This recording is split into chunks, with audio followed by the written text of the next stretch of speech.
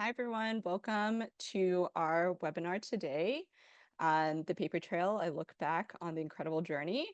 We are so excited to be presenting this final wrap up of the paper trail to the 1924 Chinese Exclusion Act exhibition, which was just tragically deinstalled this week at the Chinese Canadian Museum. My name is Rosalie Ganawan, and I am the Education and Public Programs Manager at the CCM. I wanted to begin by acknowledging that we are on the traditional, ancestral, and unceded territories of the Musqueam, Squamish, and Tsleil-Waututh territories in what is now known as Vancouver, Chinatown.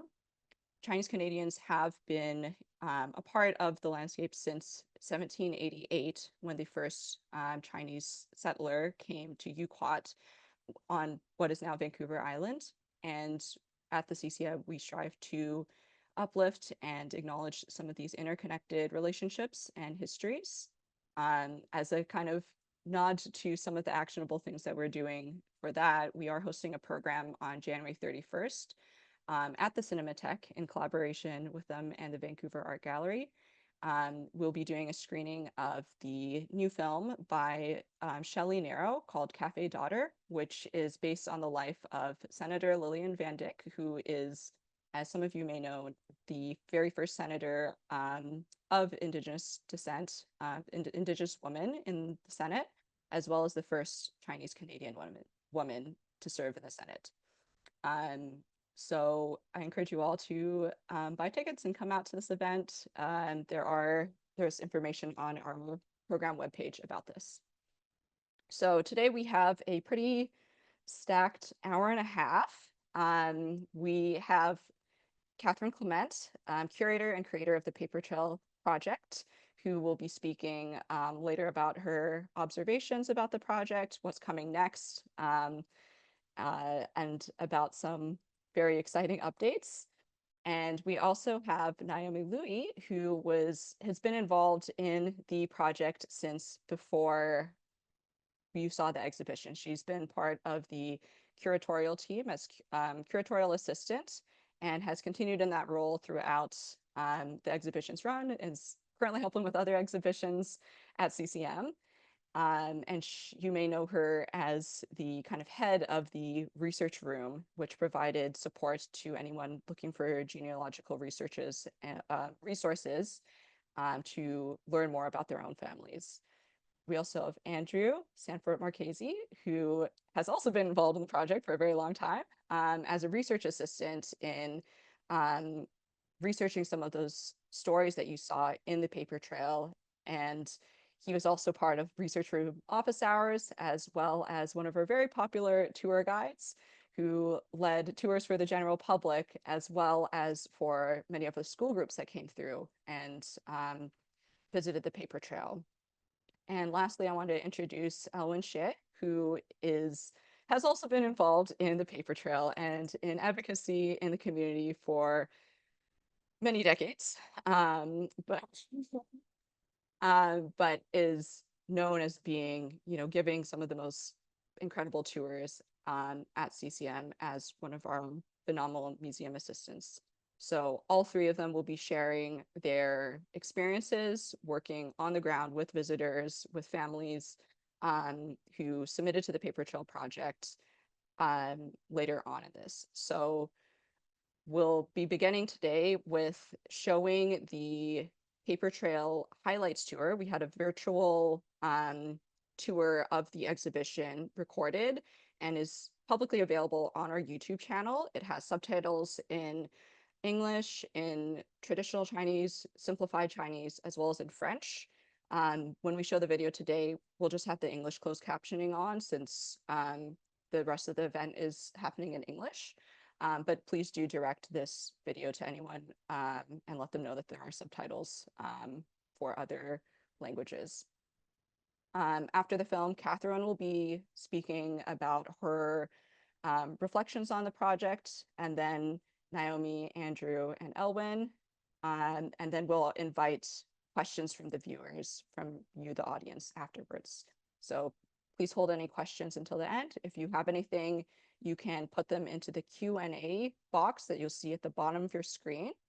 And we will either answer some of those questions if they come in and they're quicker to answer, or we will ask them live at the end. So as a kind of wrap up on CCM side of some of the visitors and things that happened throughout the year-and-a-half run of the paper trail, I just wanted to share some of these statistics with everyone. So from January 1st, 2023, our grand opening, until January 5th, 2025, the last day of the paper trail, we had over 34,000 visitors who visited the museum and the exhibition. Throughout that run as well, we had over 2,200 people take a guided tour of the museum and the exhibition. Of those, we had 253 tours that were of the paper trail specifically, and of those, 16 were led by Catherine Clement as curator tours. We also had over 1,700 students come in to this exhibition to learn about the Chinese Exclusion Act and the effects that it has as part of the BC provincial curriculum. And we also had over 700 people come into the research room to make appointments and to learn about their families, spearheaded really by Naomi, but assisted by Andrew and Hua Bingzhou, who's not on this call today, but many of you may have chatted with. We also had a poetry contest that we ran to encourage people to write poems about their experiences or in relation to the Chinese Exclusion Act. And we have some of those poems that will be the grand prizes that will be published in Catherine's upcoming book.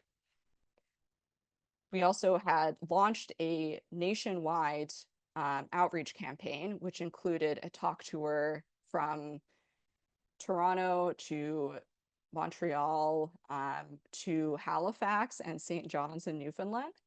And we also collaborated with various community organizations across Canada to have pop-up exhibitions, such as in Victoria, the Victoria in the Time of Exclusion exhibition, which is still on at the Victoria Chinatown Museum, as well as other pop-up exhibitions with Long Time No See Collective, Jaw Foundation, and the Maw Society of Edmonton. And we had scanning of CI certificates across the country. So that's just to share some of the incredible reach that this project has had and hopefully touch the lives of hundreds of thousands of people, and will hopefully continue to do so in the future. Exciting updates pending. So I'm going to go ahead and share my screen to show everyone to view this curator tour highlights video together. Thank you everyone for bearing with some of the technical difficulties. I know there were a couple ads that popped in there, so I just wanted to apologize for that. I'll share my own reflections for a bit later. I feel like I get emotional watching this video and seeing the paper trail exhibition, especially now that it's down and there's just empty walls in the museum. And I'm sure many of you feel similarly given the impact of this exhibition. So I wanted to invite Catherine next to share her own reflections and have her short presentation. Thanks so much, Rosalie. Welcome everybody that's here today from all over the country, and probably some in the US too, if I remember correctly, people contacting me. What I want to do is, before I do my reflections, are just what happened to me in this process, I want to talk a little bit about what's coming next, and then I'll end with how I was changed through this project, and that'll lead into a discussion with some of my colleagues who did more on the ground work. So I'm going to just open up my slides here. and just speak for a few minutes on this, what's next, and sort of a summary. So Rosalie gave you a summary of some of the programming that we did over the last year and a half. And I wanted to touch for a moment on the archive. So one of the legacies of this exhibition will be, is and will be this archive that we created. So with all the scans, the hundreds of scans that we did from across the country, some of them came from the US because families are now based in the US. And what we did is not only scanned, of course, really high resolution, the certificate back and front, but we also collected biographies for each person as much as we could. And so the tally of that, this is sort of the breakdown, which I recently shared with people in a newsletter, shows you how many we collected, 738. I wish there would have been more. Frankly, I know that there were people that we contacted that knew they had it, but they couldn't find it, or they couldn't find it within the extended family. And so, but in the end, we have 738. And again, not only the certificate back and front, scanned at high res, but also the story that goes with it. And I need to do a shout out to June Chow, who's the one who helped to organize this archive and make sense of it and make it workable, because that's something I do not know how to do. I just know how to collect and ask questions. So she continues to work on it. We did 2 phases. The first phase was what mostly appeared in the exhibition. So about over 400 documents appeared in the exhibition, but now we've added the other 300 and something. And it's still being processed and still being refined and corrected. And it's going, June is working off the side of her desk to get this into the University of British Columbia archives. There's the URL link for it. But we're endeavoring to have it all up in May for the release of the book, so that all the certificates we collected and all the stories will be up by May for the book launch. So that leads me nicely into the book. And as I said, there was 738 stories, and obviously we couldn't do them all. But I will tell you a little bit about what we are covering in the book, and with a real focus on the experience of exclusion. But first, I'd like to show you the cover, and you'll be the first. Some of you have already seen this because you found it online, but this is the cover of the book. And that little fellow there is Cheong Tong, who had settled in Calgary. And it's a very visual book. So a lot of emphasis on imagery, and to some degree newspapers, and very heavy on stories. This is just to give you an idea of like one of the inside spreads. So this is the opening page, the double page spread of the first chapter, which is Discovering the Paper Trail, where I look at this journey of what I intended to do and finding this paper trail that helped to tell this story. And then chapter 2 is really about the arrival of the Cruelty Act. So it goes into a lot more detail than we did in the exhibition. It looks at the fight on both fronts, the fight to really stop the actual act, and then the second fight, which was actually to try to stop the registration. So it goes into a lot of detail. A lot of newspaper headlines that we didn't include in the exhibition are included here. And just some of the, it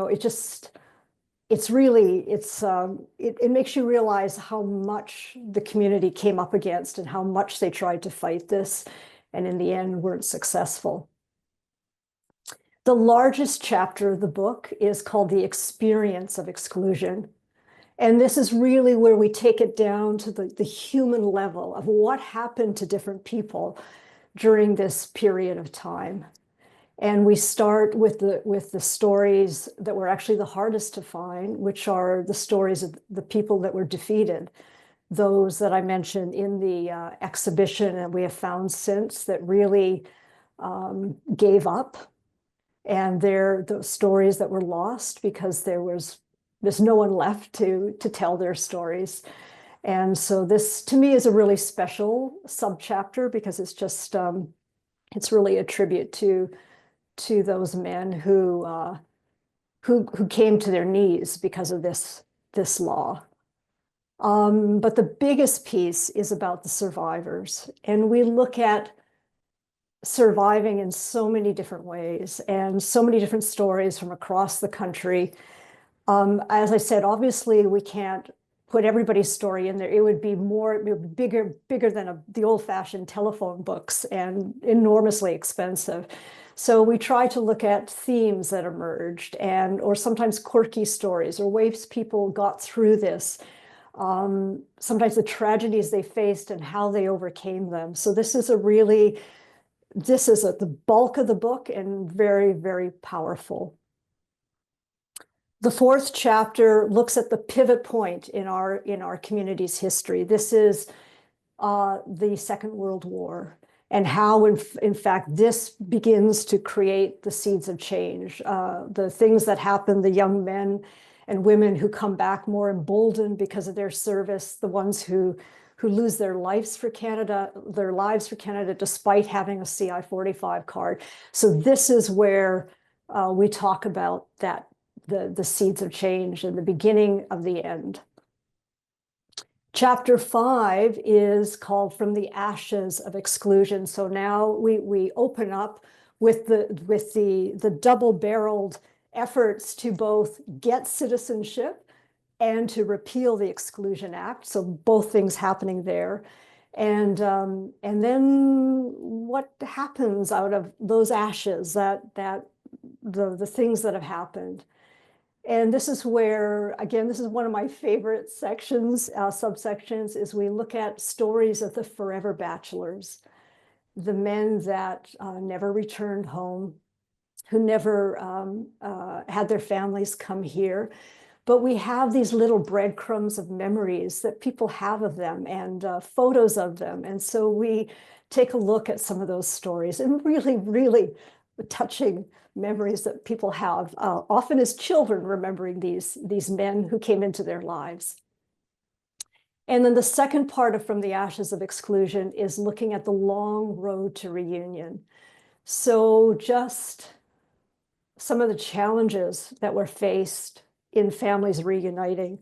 Sometimes, the one story is a fellow who waited 50 years to reunite with his family, and then he passes away a month after his wife comes. But for 50 years, he's been living here on his own, and somewhat tragic. Others are more successful reunions, but just the struggles. And I never really thought about this clearly before this show, of just how difficult those reunions were, how hard it could be to reunite, and what happens when you do reunite, that sometimes that distance of years really has a profound effect on the family. And we end basically this chapter by looking at the legacy, like what it has left behind even to this day. Chapter 6 is about what we did 100 years later. And I really wanted to do this chapter because when I went back to do the research to find out what they did on 1923 and 1924 when the act came in, it was hard to find any photos. There were no photos at all of the kind of protests and parades that the community did. There was there's reference to buttons, but couldn't find those anywhere. So I wanted to make sure that how we came together 100 years later to remember this, that we would capture that, so that in 100 years from now, others can see what we did across the country. So this chapter is on that.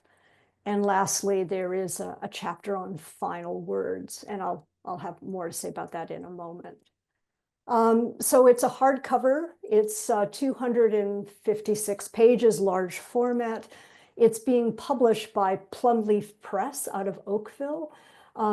This publisher has been like an author's dream. They are just unbelievably good to work with, and have really made a conscious effort to try to make this book affordable, despite the fact that it's a large format, full color, hardcover book.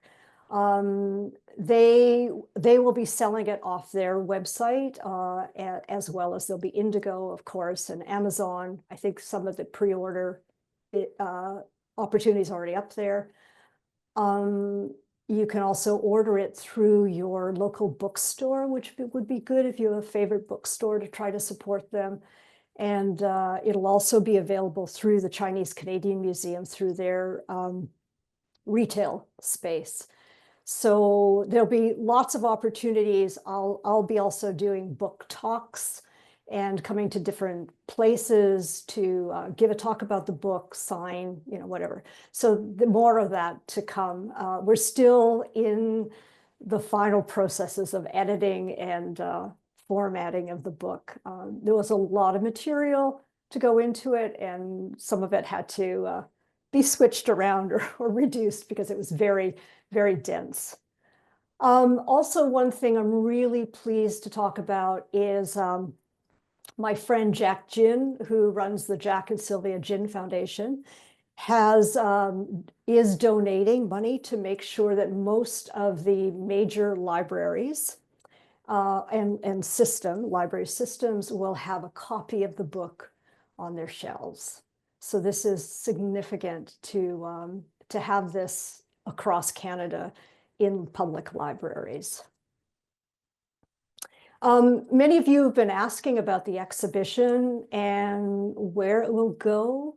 Many of you have been asking, especially because it was only in Vancouver, and which was the best place to start it, at least, because this is where most people came through. This was the largest population of Chinese here. But we have been, well, actually, the Chinese Canadian Museum has been working actively and been in talks with several institutions. The fact is, the paper trail is a large exhibition. And what am I doing here? Sorry. It was over 4 galleries, including a cinema, and it needs a minimum of 3,500 to 4,000 square feet to do it. And not many museums have that kind of space available. So a few conversations have been with smaller museums where we may take a portion of the exhibition or look at a theme within the exhibition and do something, but those are still talks, and usually museums have very long horizons for their planning, for their exhibitions.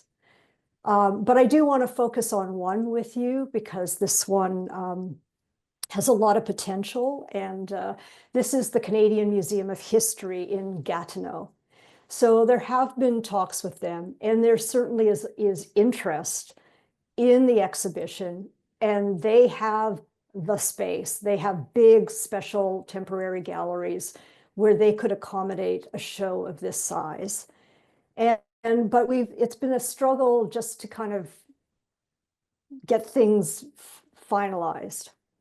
And so what I'm going to invite people to do is, I feel of all the museums across the country, our National Museum of History is the one that for sure should take this exhibition. From what I understand is that over the course of that museum's life, it was called before the Museum of Civilization, they have done one big exhibition on Chinese Canadians, and it was on Chinese hand laundries. So this was a monumental chapter in Canadian history, nothing like it before or since.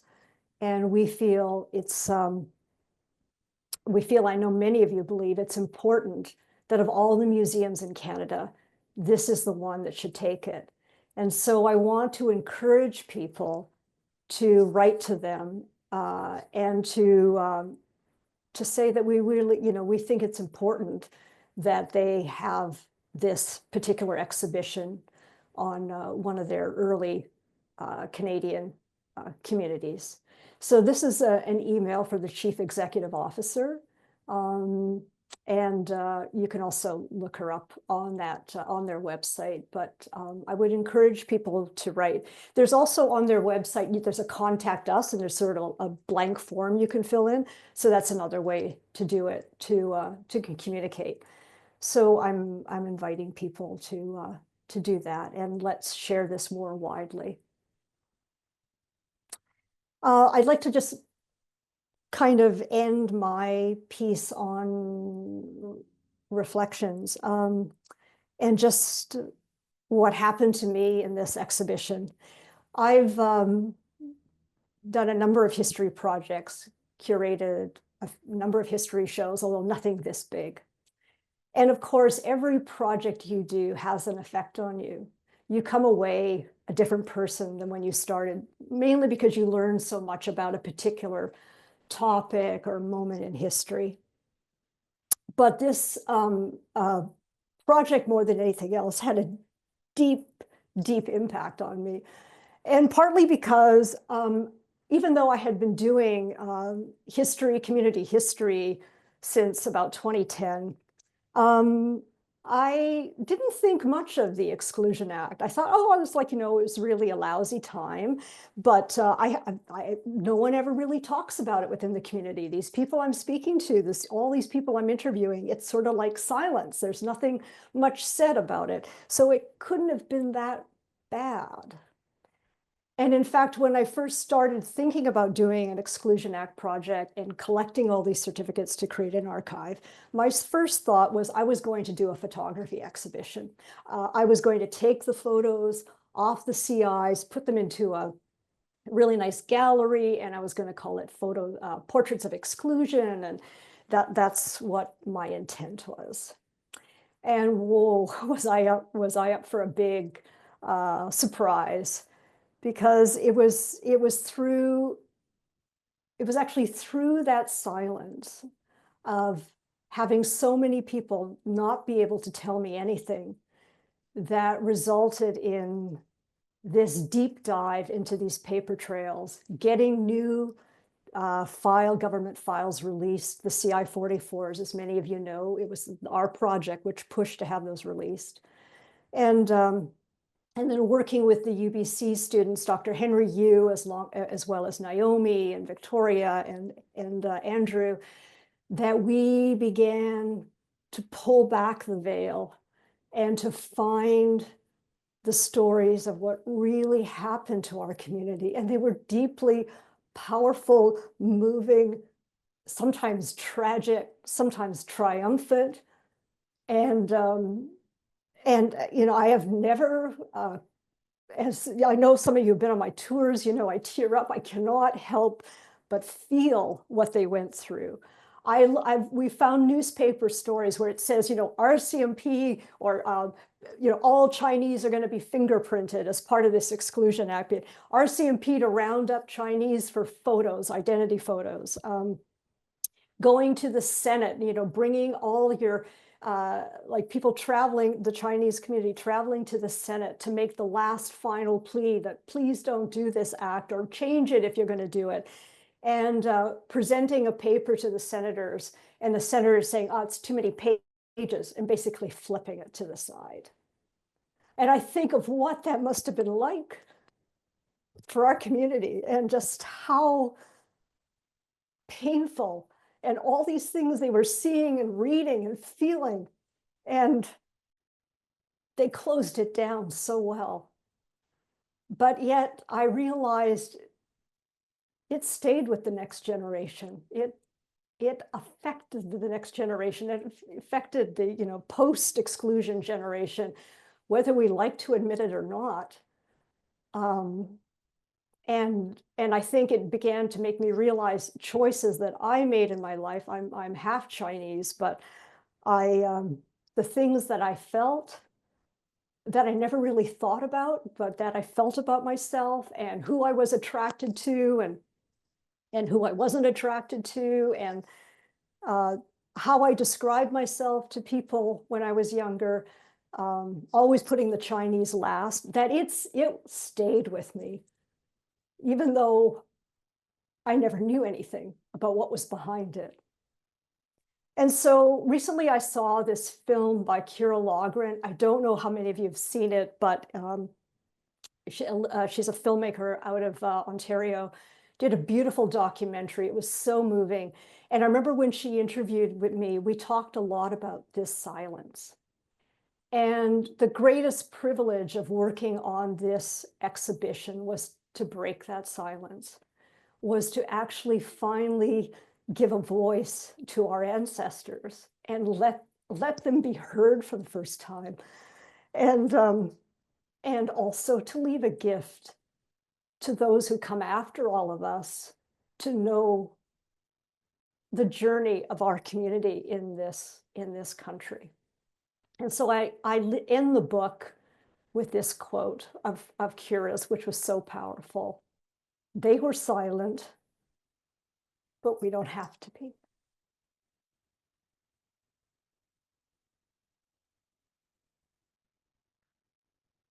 So I want to, sorry, there I go again. Naomi's like had to watch this over and over again, and Andrew, and I'm sorry, but it's just, this is, you live with this project for 5 years, and you go through your own, your own journey with it. So, but I'd like to, I know that my colleagues have also been through their own journeys of what has happened. And so I've asked them to think about 3 questions. And I'd like to start with Naomi, because Naomi worked with me the longest and was also in the front when it came to people coming down to the research room. They would go up to the exhibition, they would see the exhibition, see all these papers, and then they would make a mad dash down to the research room where Naomi had lineups of people and really had firsthand experience of what people went through. So I'd like to start with Naomi to talk a little bit about, yeah, what she experienced as a curatorial assistant, but then also from a personal point of view. Yeah, I think what has stuck with me the most is that emotional piece of this because to give you some background, I came out of this from the kind of academic world. I was finishing up my master's in history at the UBC Department of History when I got pulled onto the project. And from there, it has been an utterly transformative experience because even though I was so used to the kind of academic side, I'd never ever kind of been confronted up close with showing historical documents that people considered to be of immense emotional value to people just every day that I was in the museum. And beginning in July 2023, when we opened the exhibition, Andrew and a couple of my other colleagues, including Robin and Joe at CCM, we ran the research room. And what we mostly did before, we were kind of envisioning this as a help desk that people who had questions that were more in depth would come and talk to us about, and that maybe just some people would also be interested in genealogical research on themselves. And seeing the CI-44 documents, which, as Catherine mentioned, was the complete registry of every Chinese person of either Chinese birth or descent who was living in Canada between 1923 and 1924.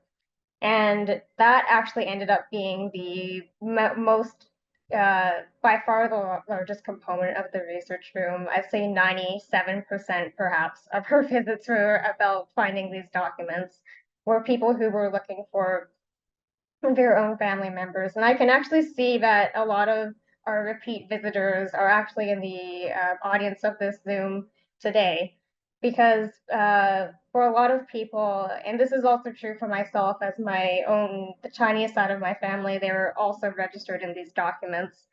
The CI-44s, unlike everything else, they contain kind of the most complete amount of information. They have a picture of the person, they have their address, they often list their family members. And so when I found my great grandmother's CI-44 and my great grandfather's, it was the first time I'd seen a picture of them that young. My great grandmother was about 10 years old when she was registered. And that was uh, it was kind of a funny feeling to see that for me. And for a lot of people, they had the same experience. And when I would look for people's documents and show it to them, often it was the very first photo they were seeing of their grandfather or their father or their grandmother, so on and so forth, or the only photo they had of someone who was that young.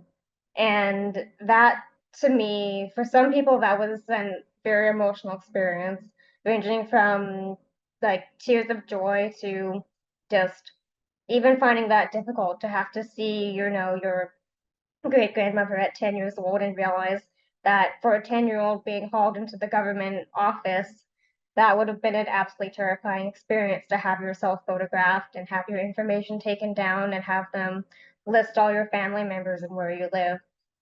And so I think that to me has been one of the biggest experiences of the project, just kind of seeing that history really is not about the kinds of stuff that it can be about, going to the dusty archives and all that, but really the most important part is or the most lasting and resonant part is about when you're just doing it, when you're going into talking to people, when we all, and even this is true for anyone who's not just Chinese Canadian, we all have our own personal history, and I think we can kind of share in that. Thanks so much, Naomi. I know that we had to put Kleenex boxes out throughout the exhibition on the first day, and there was like Kleenex boxes down in your research room too. And Yeah, and we ran out in the first weekend and had to go get yeah. source them from the drugstore. Exactly. So yeah, I think the and I mentioned this a bit in the video, and we're sorry that it was so stuttery, but this was the point of the exhibition was to really look at that human experience of exclusion. And it's interesting to see people awaken to the story of what happened to their fathers, grandfathers, grandmothers, great grandmothers, and to feel the story to feel history for the first time. I'm going to just move to Andrew next. Andrew, you worked with me primarily initially on the research, and then you took some time off, and then you came back as a museum assistant doing tours. So just tell us about something you remember in particular and how it has affected you, this project. Yeah, I mean, this project I feel has been of my very short professional career so far, probably the most impactful thing I've done. And I think it goes back to some of the things that Naomi has shared about seeing how families have reacted to it, have connected to it, and how that's been something that has been from people across Canada and all around the world, really, not just Chinese Canadians, Chinese Americans, and people of all different immigrant backgrounds and beyond. And I really think one of the things that has stuck with me about this project is just really how much it's about what people will do and endure for their family. You know, for those bachelor men to provide for their families back home, and for people running corner stores here, or farms, or laundries, or cafes on the prairies, just how much those families and communities and chosen family, people who didn't have maybe their wife or child here, to come together. I think that's been something that has been intense to see recognized, and I think a lot of people visiting it have seen themselves in it and have seen that effort recognized. I think one of the stories that really sticks out for me are the handful of times we've had people over 100 years old visit our exhibit. Some of the oldest people alive in Canada are Chinese Canadian, and this exhibit is also sometimes literally showing a picture of them registering. And I think when I would lead school groups through the exhibit after those encounters to tell little kids, this happened 100 years ago, for them, 100 years is like the dinosaurs. Like it's really, really far back if you're 7 or 8 or older even. But to say, hey, people who experience this are still with us. They're still sharing their stories. And I think for many of the younger kids that inspired them to ask grandma or ask their uncles and aunts about, what their experience was if they were Chinese Canadian or even not, around journeying to a new place and what was gained and what was lost. But I think this is really just in ignited a passion for this type of family research in me. It has really shaped the choices I've made personally for the work that I do after this. And I think particularly helping people from around the world in the research room reconnect with ancestors who were lost to them. I had a gentleman who his grandfather came to Canada, but his father had gone to the hill country in Burma to be a lumber kind of logger up there in the hills. And he was born there and later came to Canada in the 70s. And he said, all I have to show for my grandfather being here for his whole life, separated from our family, is a Chinese name and just the fact that I know that he was in Vancouver.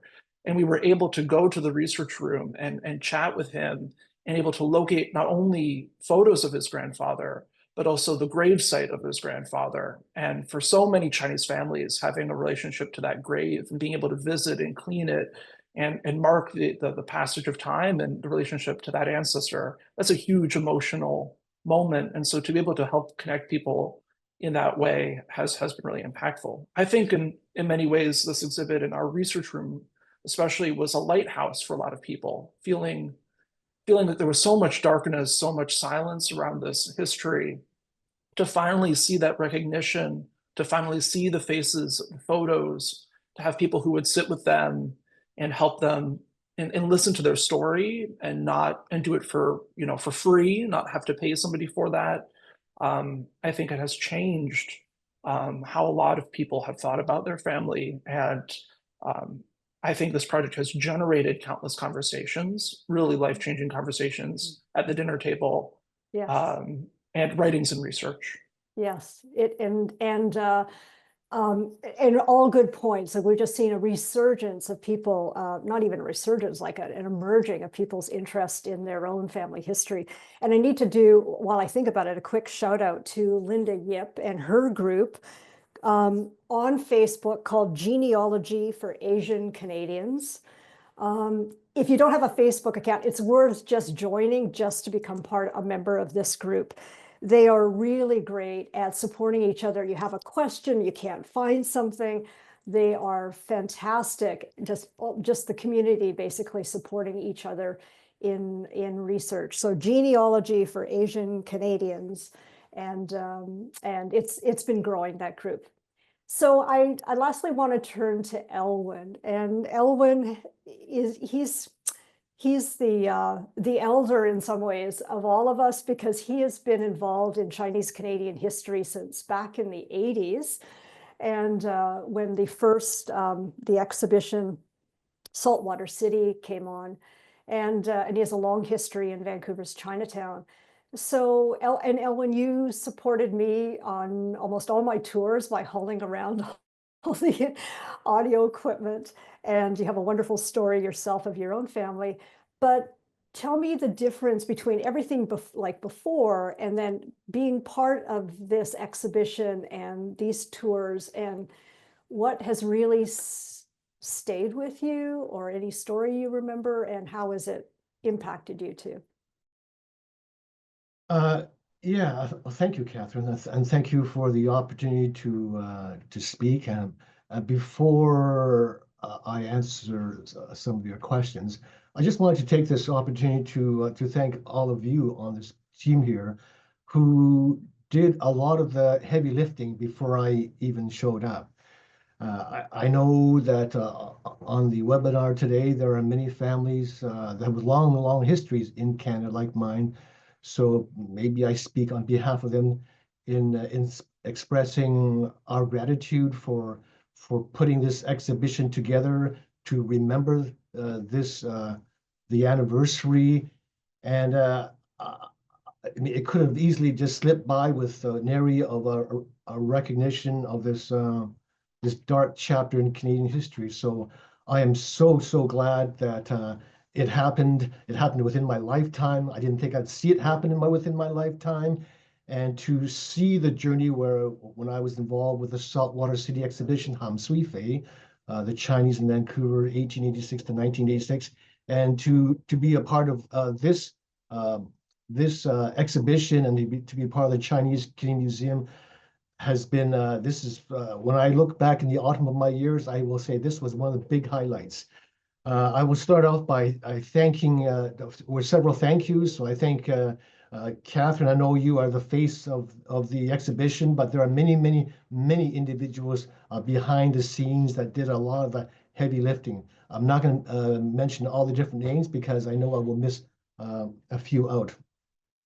The other person I want to, the other organization that I want to thank was my late friend Sid Chow Tan, who was involved with the head tax movement, the head tax families.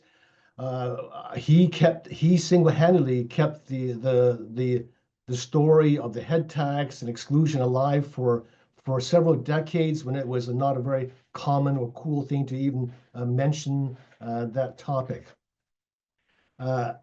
I know he would love to be taken part of the paper trail and be part of this webinar as well. So I know Sid was just the face of the organization with head tax, but again there were many individuals which did a lot of the heavy lifting. The other person that I would like to recognize and thank you is former Judge Randall Wong and his wife Bed, who've been like the rock, who've been at all the organizations, all the events, and just quietly doing and silently being a huge supporter of the paper trail and the Chinese Canadian Museum. Without his his respect within the community, a lot of things would not have happened. I know he was instrumental in you as well, Catherine, in twisting the arm of Library Archives Canada to make the CI 44s available and also the CI 9, the travel reentry documents available as well. I think when the dust settles on this exhibition, we'll have a legacy of not just the stories that will be at the house at the UBC, but to have the CI 44, the mandatory registration available in perpetuity for future generations is huge, massive, because they'll give an opportunity for individuals to find their forebears and how they had to eat food, eat a lot of bitterness, and to even see how what they look like and what they did. And when we're looking at this, for instance, the CI9 documents, when they each time they would travel to China, usually to visit and to father more children, and each time that was because that was single use, you had to get a new photograph, a new document.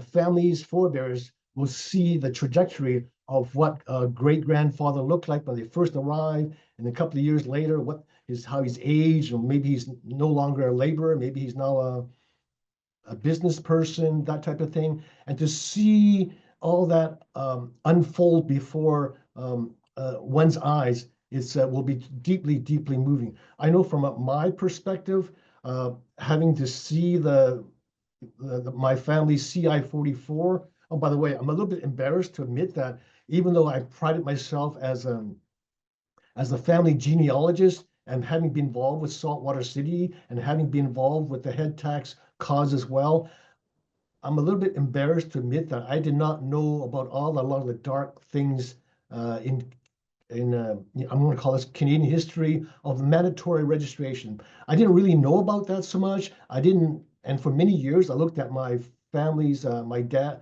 my uncles and CI 45. I stared at it, but it said 1923, and at the bottom said, this document does not convey legal status in Canada.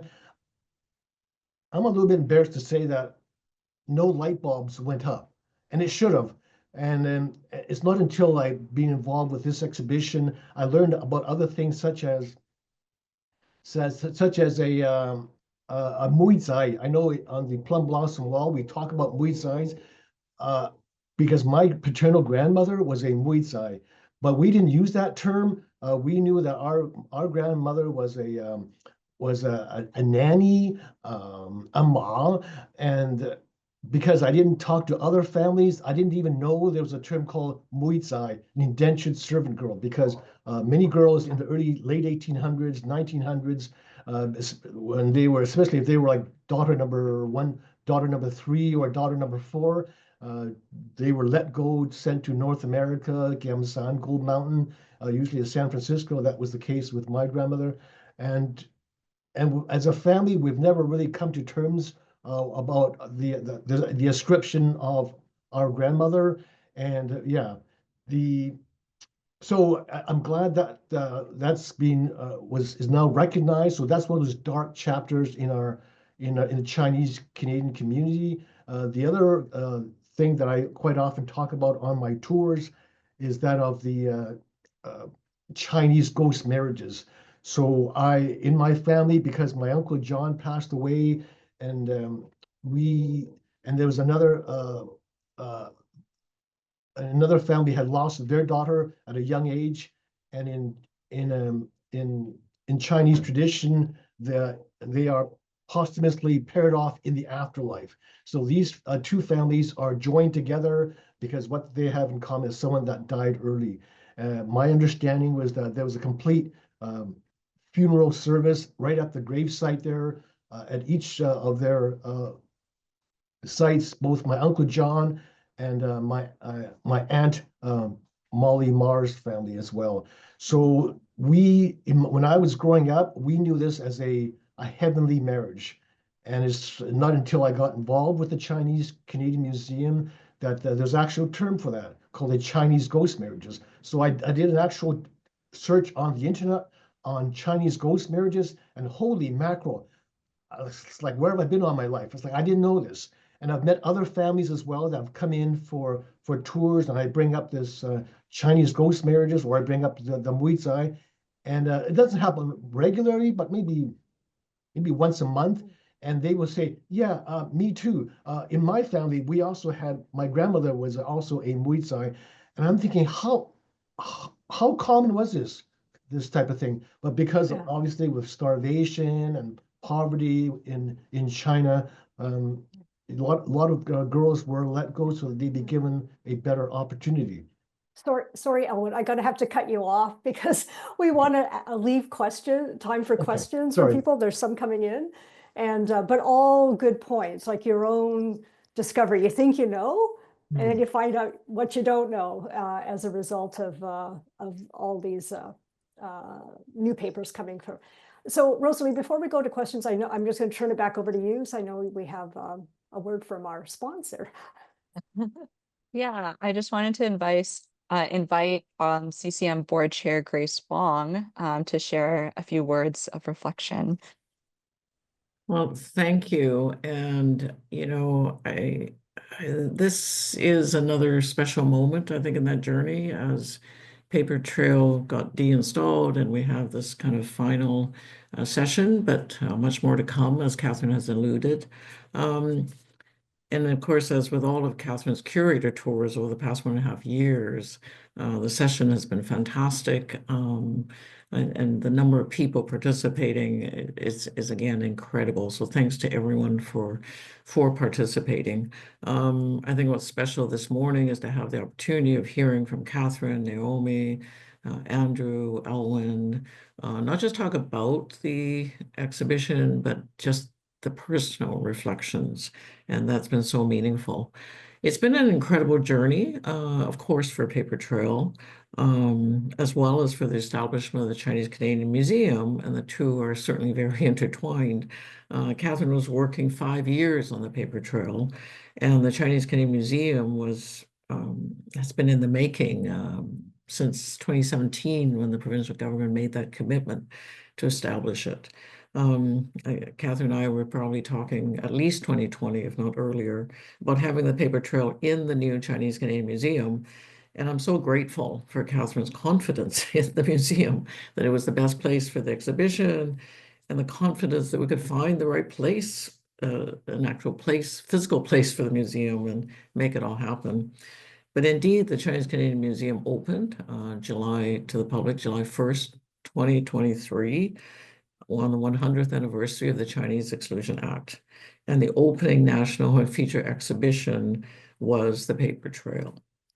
The rest, of course, as they say, is history, but it's a history marked with these deep meanings, and as today's reflections show, you know, Catherine and the team, and it's really a wide team. We see some of the members here, but I know it's such a wide team that Catherine worked with. Is such a major contribution to the Chinese Canadian history, to people's understanding of that history.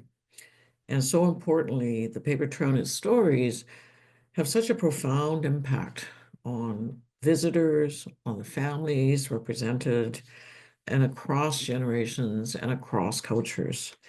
You know, so how remarkable that all the people that have spoken here, helping people find their family papers, connecting to these earlier generations. And thanks, of course, to the whole Chinese Canadian Museum staff team led by our CEO, Melissa Lee, you know, Rosalie and Janice and the staff and the volunteers. They work on programs such as this and ensuring that the visitor experience is supported and rewarding. We look forward to continuing to work with Catherine and the team on next stages, including having Paper Trail travel to museums across Canada. We want to share this profound impact and widen it.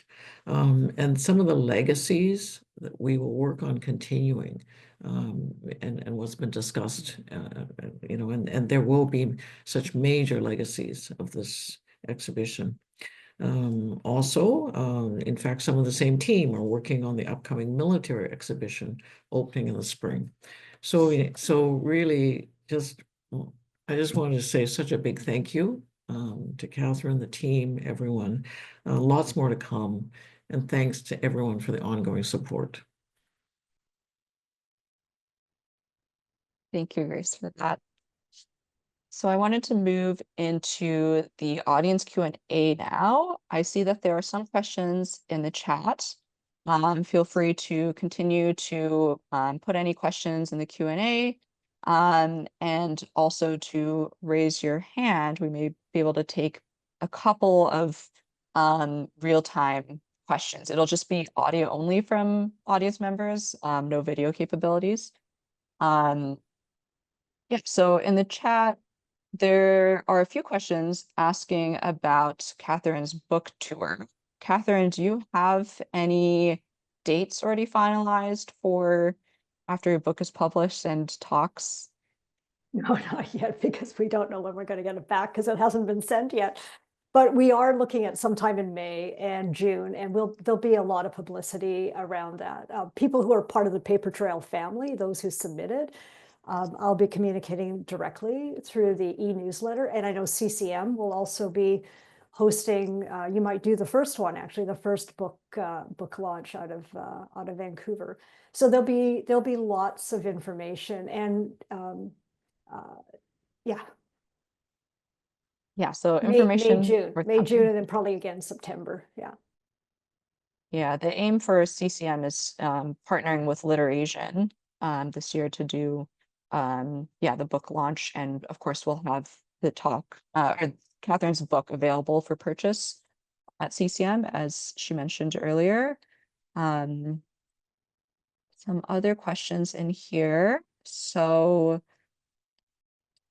there are questions about whether the paper trail exhibition or aspects of it will be part of a permanent display at CCM. And I can answer a portion of that, which, as our board chair Grace just mentioned, that we will be opening a new exhibition that Catherine and Naomi have been working on about Chinese Canadian war veterans. And that is a permanent exhibition with some aspects may be changed over time, but the theme will remain over time. So Catherine, I don't know if you want to speak to that a little bit, or, you know, tease the soldier for all seasons. No, I just, I think it's just that, yeah, there will be, but in answer to aspects of the paper trail. Mainly it's to take it on tour to the rest of Canada. That's the goal. Yeah. Another question, it's a bit more broad. What else can be done to support the paper trail work? So one thing is if it travels, is for people to still, see it in whatever locale. I would also, I'm going to talk about the book for a moment, because I did another book a number of years ago on a photographer, and I remember some people saying, oh, if my family's not in it, I'm not going to buy the book. And I would ask people to really think about that carefully with this book, because this is sort of like, even if your father or grandfather or grandmother's not in it, the themes and the things that they went through are in it. And I know a few people have said to me, I feel like this is kind of an heirloom book, something that we buy one generation and then we pass it on to our children, so that after the paper trail's long gone, this book still resides and is probably the most complete look at that period of time and what really happened to people at a very personal level. So I think some people may want to buy a book and donate one to their local school. We have some for libraries, so that's been committed. But the idea is that you could also, besides buying some for your family or your children or grandchildren, is to look at getting it into your local high school. It's more of a high school book, so it's not really for younger kids, or college. So that's other ways to support not so much the paper trail, but the story, this piece of Canadian history that still is not that well known. Thank you. There are a lot of really nice comments that are in here from people who have visited the exhibition and are reflecting on those. I'll read those at the end, I think, but I am looking at those. There's a question about CI certificates. Is the project still soliciting more submissions? Unfortunately not. As much as I would like to, and I never like to leave anyone out. The funding is closed. Our archivist has moved on. And so we're just trying to process the batch that we got in the second phase. So unfortunately not. Maybe there'll be an opportunity at some point, but yeah. Question about the deinstall of the paper trail. What was it like taking down the exhibition for those involved in this? And where are the documents being stored for those? Or what documents and where are they being stored? So I think the only one who helped me on it was Naomi did part of it. She took down the huge clipboard wall. She's not that tall either. She had to try to reach to take all the clipboards of the CI-45s down. Interestingly, there's always, I was comparing the moment between putting the exhibition up, which took a month to do because of the complicated heights and everything, and taking it down. And there's always sort of this, the air goes out of you as you take the story down. And I compared it to putting it up and how, at first it's all disarray. And then there's a moment in the install where suddenly it feels like a real exhibition. So, sad, but on the other hand, recognizing this is, you're closing off a chapter of your life in some ways. Most of the material is being kept and stored actually by CCM, so we're grateful to them for that as we look for another place to show this. Much of the material that we had to discard, because if it goes somewhere else, like if it goes to Ottawa, and again, I hope you'll all help with that, or to Gatineau, they will have to do the panels in English and French. So much of it has to be reprinted, and also probably scaled to whatever their walls are. Grace, I see your hand is raised. Just to add to the discussion, today's focus, and appropriately, of course, the paper trail has such incredible impact. And as I mentioned, I think the legacies will live on in many, many ways. But then I want to make sure that I also say, the whole establishment of the Chinese Canadian Museum as the first one in Canada is to indeed ensure that the stories, history, culture heritage of Chinese Canadians, there's a place for that, and that is indeed our institutional work, and we absolutely will continue on that as well. Yeah, as a follow-up to writing to the Canadian Museum of History, there's a question in the chat asking if there are certain things that would be good to mention in asking them to take the paper trail. And this is what's interesting, because so much of the advocacy for exclusion, the advocacy for the head tax came out of British Columbia, that sometimes there's less kind of interest in Chinese Canadian history as you go further east. And I think it's the most important things to say is this is an important chapter in Canadian history, one of the most tragic and yet largely forgotten.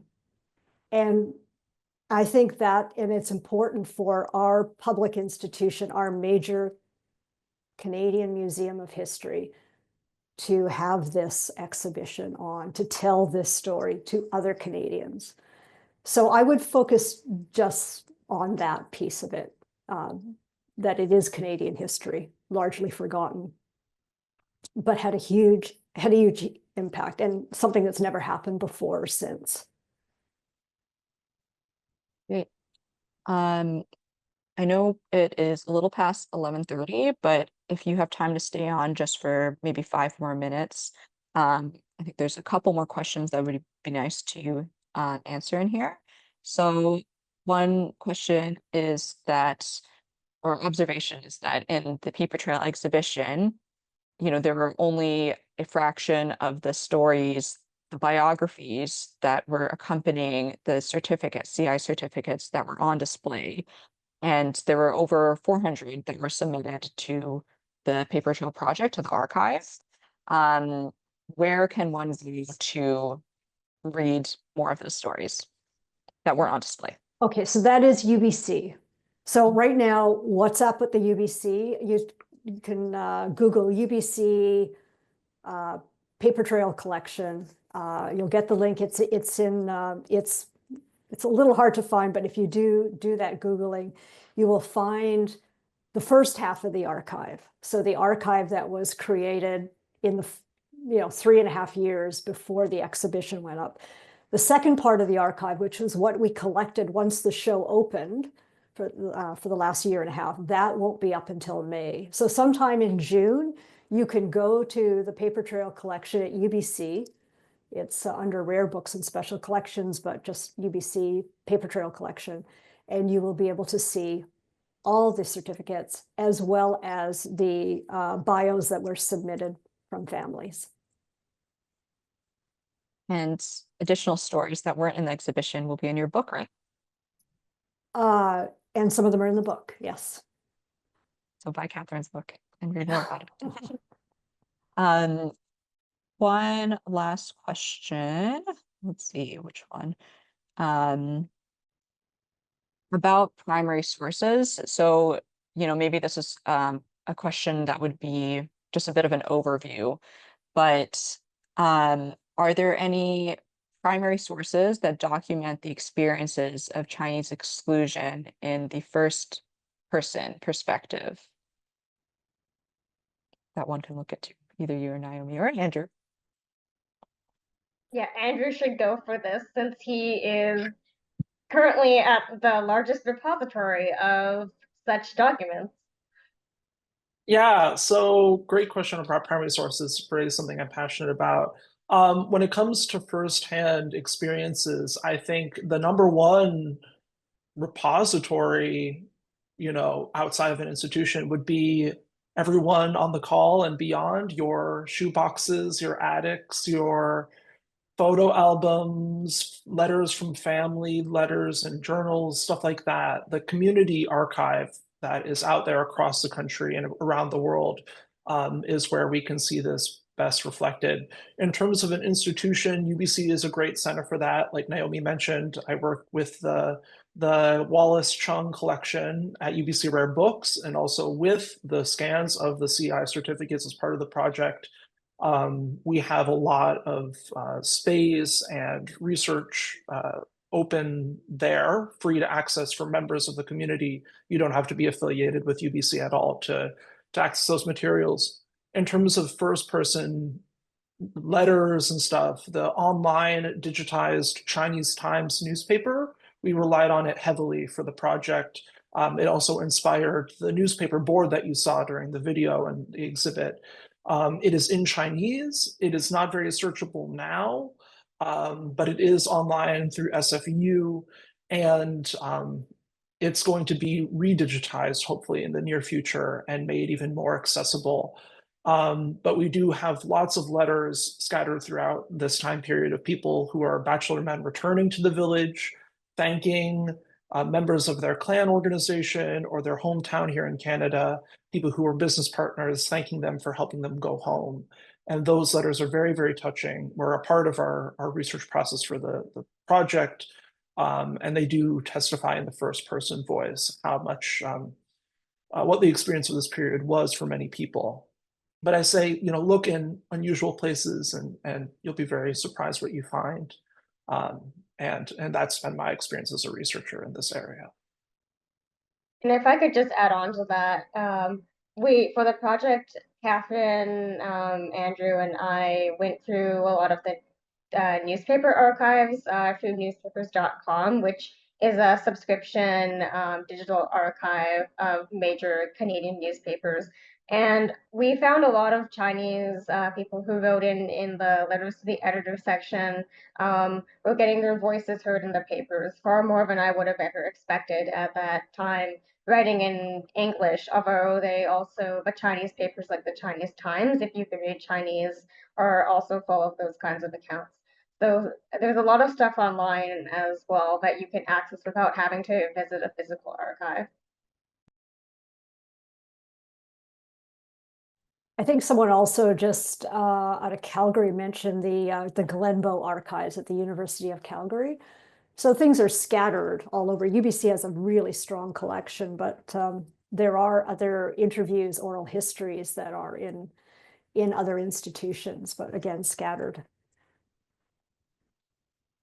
So we will compile all of the links and resources that have been shared in the chat and send that out to everyone. So we have an email that will be scheduled to go out by this Friday. So for anyone looking to, follow up or review some of the things that were discussed in here, you can keep an eye out from that email. It will be, I believe, should be coming from Zoom, the same, where you got the reminder emails from. Rosalie, can you also mention Elwin did, so what people saw was a 20-minute version of the curator's tour, which is usually 50 to 60 minutes long. And Elwin did a taping of the final tour I gave of the show, which goes into a lot more depth and wouldn't be as stuttery as the one that we had to play. I'm just not too sure where you have it. On your YouTube channel or whatever, yeah. Yes, so it just got published to our YouTube earlier this week. I just put in the link in the chat right now, but it's also linked on the CCM programs page under Paper Trail Curators Tour. And whenever we have recordings from any of our programs, we do try to link them to the program pages. So if you search this thing, it comes up on our webpage, then it's easy access. So you can always look there. Yeah, on that note, I think we will wrap up the program today, as I know we're running a little bit over. Would anyone have any final things that they wanted? I see Elwin raising a hand. Yes, Elwin, would you like to say a few words? Yeah, I just let you know that when I complete my tours, I always thank people for coming to the Chinese Canadian Museum and for taking in the paper trail tour. And by them coming to the museum, by them showing up for the tour, they honor our forebears, the Lowakyu, who had to eat a lot of bitterness, and so that we could have a better life, a life that they did not have. So, but for those of you that are out there, by joining us today, you too also honor them by participating and taking this in today. So I thank you so much. Doja Sai. Thank you, Ellen. And Yeah, I so just wanted to anyone, say oh, go on, yes.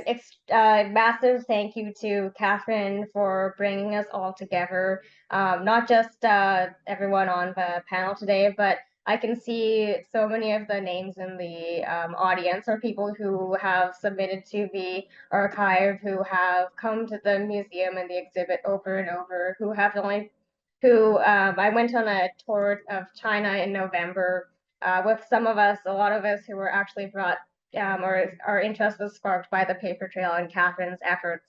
So a massive thank you to Catherine for really being the brainchild behind all of this and for having just the incredible ability to put so many people into into this incredible journey. So thank you.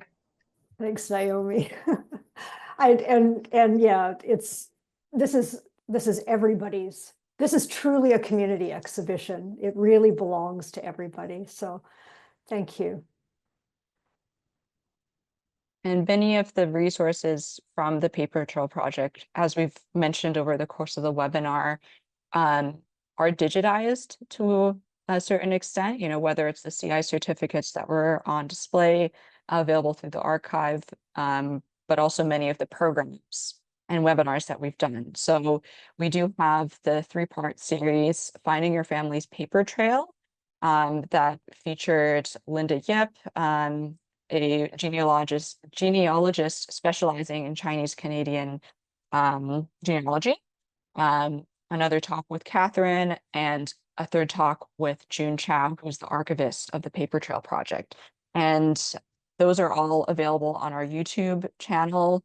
We'll drop the links in the chat here and email them out later. So those provide really fantastic resources for you to do some of this research on your own, and we'll cover those places that you can find primary source materials and so forth. And we also have a 4th video and kind of adjacent to the series, that's Caring for Your Family's Paper Trail with Terry Fraser, who's a professional conservator.